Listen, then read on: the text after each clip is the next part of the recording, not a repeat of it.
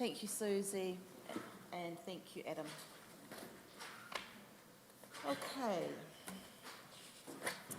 Now we are coming to public excluded reports, and we did want to have a consideration with Councillor Piddington had raised regarding this being in public excluded.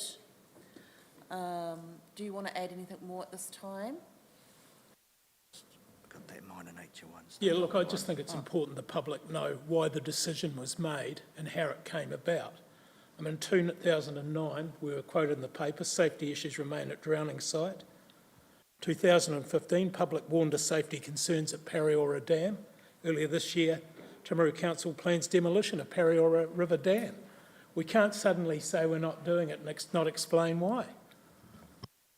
If I could answer here, the reason that this report has been put into public excluded is because we have attached the Audit and Risk Committee report, which was considered in public excluded. So that is the reason. Yeah. So an option would be is that we discuss this in public excluded, and then once our decision is made, we release the report, but not the audit, the attachment. And the decision. We release the decision. Yeah, and release the the report. paper and the decision, but not the attachment.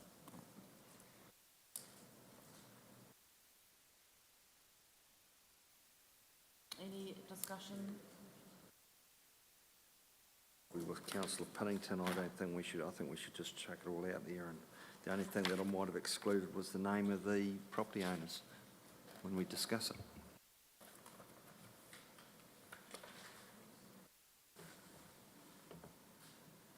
I've just got a question though. Are we bound by Risk and Audit's decision, or can we change it? Because they don't actually have any decision-making power, do they? So I'd like a public discussion around it.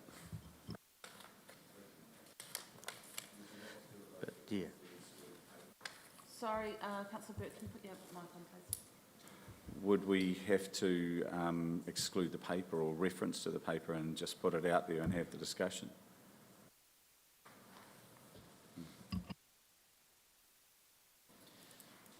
Yeah, the issue is the Audit and Risk Committee report was considered in public excluded, and I don't think we have the right to actually move that into the public environment. So if I speak the process, and maybe the Chief Executive wants to pop up, just thinking we'd probably need to, Audit and Risk would have to make that decision first. So maybe it is that actually, until there's a decision around this, actually the paper's delayed, and potentially because but can you speak to process around that? Yeah, thank you, and through you, Madam Chair, to you, the Mayor. I think I'm just trying to think whether you have the authority, because Council certainly has the right to determine, that's Council, but this is a committee of Council, and even though it's all the elected members constituted as Council, Council certainly has that authority. I think the issue is that it was considered in public excluded, and Councillor Booth has noted a point that there are names there, but the report was written in a way so that there's a separable portion, if you like, that can be brought out into the public and the matter discussed while still observing the privacy of the matters that were canvassed in the public excluded environment and audit and risk. So I think you want to think carefully as a committee about that, about overriding audit and risk who did consider this matter and thought it should be heard in public excluded. But you could, I think, because if you look at the report, I mean, a lot of it is there and it covers it. You could agree to discuss it in public but keep the attachment in public excluded until you had clarified that with audit and risk, because the report that covers it was written with a view that you sit as in public. So you could, I think, achieve that if the committee was of a mind, but it might be prudent at this point to keep that attachment in public excluded, because there are names in there and it is to protect the privacy of some of those people, which I think you should be careful of, the committee should be careful of disclosing. Thank you. Yeah, so support keeping it in public, with the public excluded regarding the Audit and Risk Committee paper attachment. I'd second that too, because I think we set a dangerous precedent if one committee is making decisions about other committees, because don't forget, it could happen the other way. Absolutely. I would support that. Yes, Mr Karen. Yeah, that's right. I think, so you could make a resolution that the matter is heard in public, the report is in public, but the attachment to the report, noting it was heard in public excluded, remains in public excluded. But I think that there was some care taken to ensure names were removed from the cover report, if you wish. I have a level of comfort with that resolution. Councillor Pye, you do as well? Yes. Councillor Booth? Just wondering, Bede, whether that would be recoverable through a Lagoima. The attachment. No, I think we'd say that, I think that if a Lagoima came, I think it's pretty evident that the committee has given quite full, careful consideration to the matter, is mindful of why the attachment remained in public excluded, and I think that would be recognised as a responsible approach to try and make sure that you balance to the point of Councillor Piddington, the public interest of hearing, but also respecting the privacy of individuals. I think that most people would observe that that's probably a fair and reasonable approach adopted. Okay, so we've got a level of comfort with the resolution. I have to move and second that. Yeah, so I'll move the resolution if I have a seconder. Councillor Booth, all those in favour? Aye, against, carried. Okay, so now we're going to present the paper, Pareora Dam update. Is Bill joining us? Welcome, Bill. From Parks and Recreation. Take the paper as read. Yep. Sally, sorry. Oh, yes. Just in terms of process, how does that paper get released? Oh, afterwards, The one yes. we're now discussing. This one here, we'll just, after the meeting, we'll just go up onto the website and join the other papers. Yeah.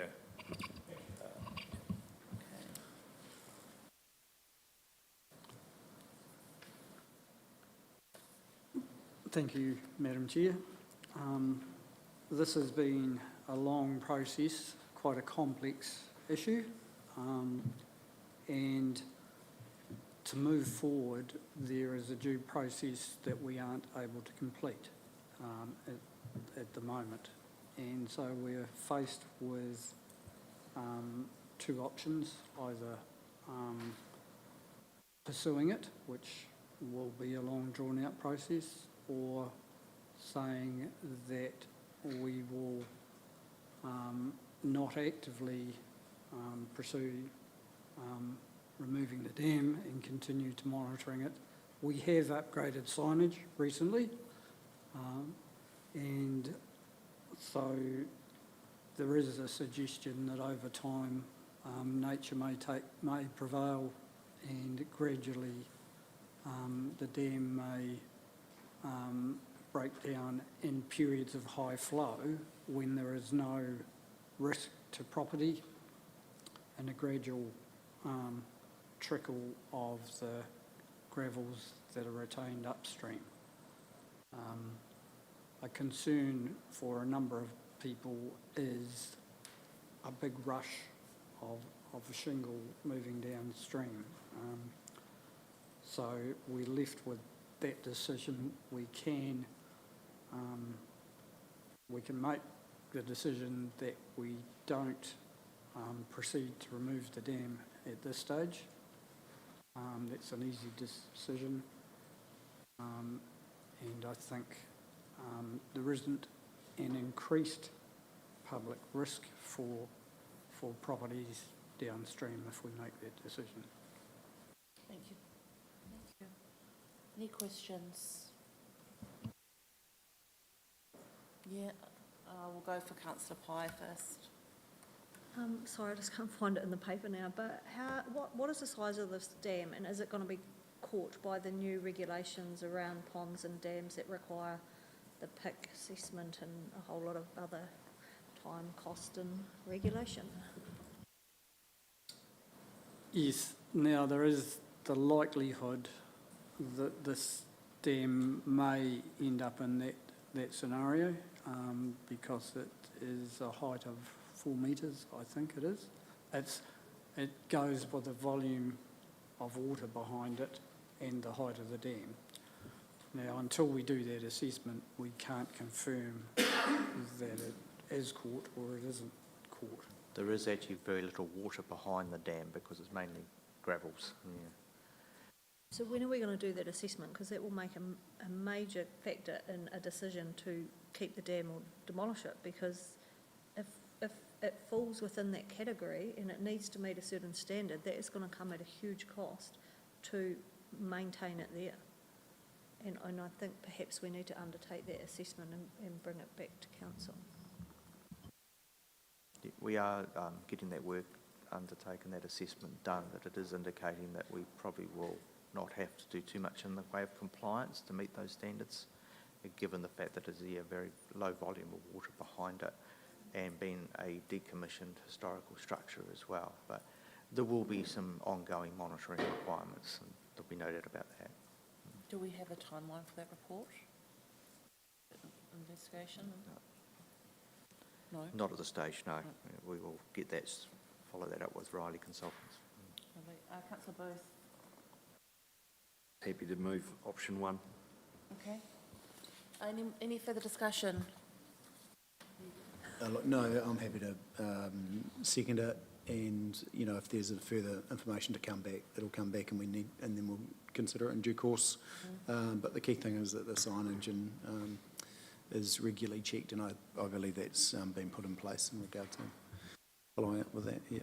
Thank you. Yeah, look, I guess, I don't know whether you can answer this, Bill, or not, but 15 years it's been reported, my time when I reported on council, it was a safety issue. Why has that suddenly gone away? It's a matter of severity and likelihood if you look at all risks. But it's also an ability to do anything about it. And we're in a situation where at the moment we're caught within a process. But I think there were perceptions early on that it was an extreme hazard. Some views are that it's not possibly not quite as high a risk generally, but I'm not sure whether that answers your question. I'll just through the perhaps chair. expand on it a bit. And it was during the stakeholder meeting which we had out at the dam, an important point was made that there was actually a fatal crash on the Home Station Bridge, but we're not removing the bridge. This is a similar situation. We had a fatality on this dam. You know, should we remove the dam? I think it was a case of people taking the approach of eliminating the risk rather than managing the risk. And this is where our view has changed, that this is about managing it. Yes, Mayor Bowen? Because if we go back, and you might not be able to answer this, but when there was that fatality, was there any signage at that time? It was just a recreational use dam, wasn't it, I assume? No, there wasn't extensive signage. There is very large signage. There's signage at the waterways. It's just been updated in the last month. So there is, since that time, extensive signage. It is monitored now to see if the dam is deteriorating, where that didn't happen previously. So there's a few things that are in place that weren't before. Okay, so we have, oh yes? Sorry, just one last question, Bill, follow up. On number 9 though, point 9, Riley Consultants are concerned around the dam's overall strength and whether remediation options should be considered. Are we considering them or are we just ignoring them as well? The process to do anything is the same, whether we remove it or upgrade it. And at this stage, we're not able to do that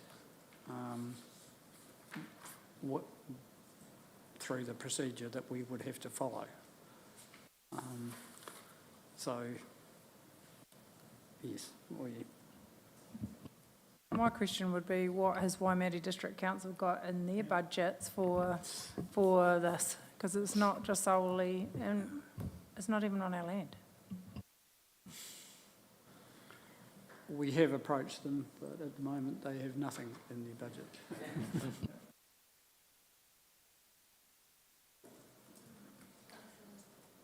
Just at point 22 in the report, we actually have somebody's name, and so that will need to be made sure that's redacted before you make this public. Thank you, councillor Pai. So just to clarify, so Riley Consultants have progressed with an investigation, but are we still waiting for further work from them? We're waiting on some further advice in regard to the dam regulations, and those regulations haven't been published as such yet, so you've got to wait for that and then we'll get the advice on the implications.